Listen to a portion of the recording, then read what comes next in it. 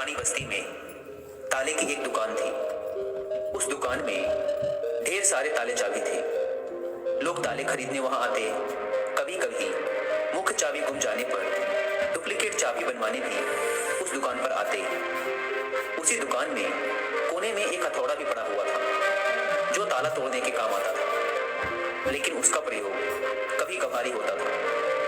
कोने में पड़े पड़े हथौड़ा अक्सर सोचा करता कि मैं इतना मजबूत हूं, इतना बलशाली हूं, इसके बाद भी इतने प्रयास झेलता हूं, तब जाके ताले को खोल पाता हूं। लेकिन चाबी इतनी छोटी होने के बावजूद किसी भी ताले को बड़ी ही आसानी से खोल लेती है। ऐसा क्या है इस छोटी सी चाबी में?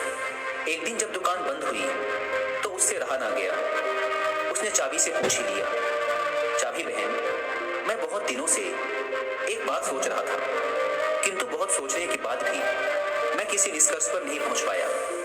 क्या तुम मेरे एक सवाल का जवाब देकर मुझे निष्कर्ष तक पहुंचने में मेरी मदद कर सकती हो?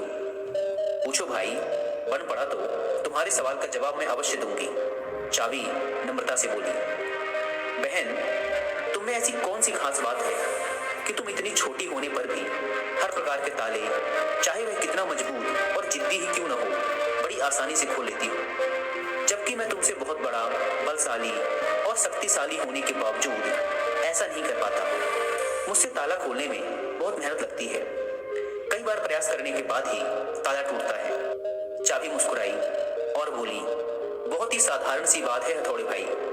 तुम ताले पर प्रहार करते हो, इस तरह तुम उस पर बल का प्रयोग करते हो और खोलने के प्रयास में उसे चोट पहुंचाते हो। ऐसे में ताला खुलता नहीं बल्कि टूट जाता है, जबकि मैं बिना बल का प्रयोग किए और ताले को चोट पहुंचाए बगैर ही उसके अंतर मन में उतर जाती हूँ। इसलिए मेरे निवेदन पर ताला तुरंत खुल जाता है। तो दोस्तों, इस कहानी की सीख ये है कि जीवन में कई बार ऐसी परिस्थितियां आती हैं जब हमारे सामने हथौड़ा या चाबी बनने का विकल्प होता है। किसी का दिल जीतना है तो उसे हथौड़ा बनकर जोर जबरदस्ती से नहीं जीता जा सकता, बल्कि चाबी की तरह उसके दिल में उतरकर उसे जीता जा सकता है। इसी प्रकार किसी से कोई काम करवाना है तो डरा धमका कर और जबरदस्ती दबाव डालकर भी काम करवाया जा सकता है। लेकिन ऐसे में कार्य के प्रति उस व्यक्ति का उत्साह और समर्पण भावना खत्म हो जाती है।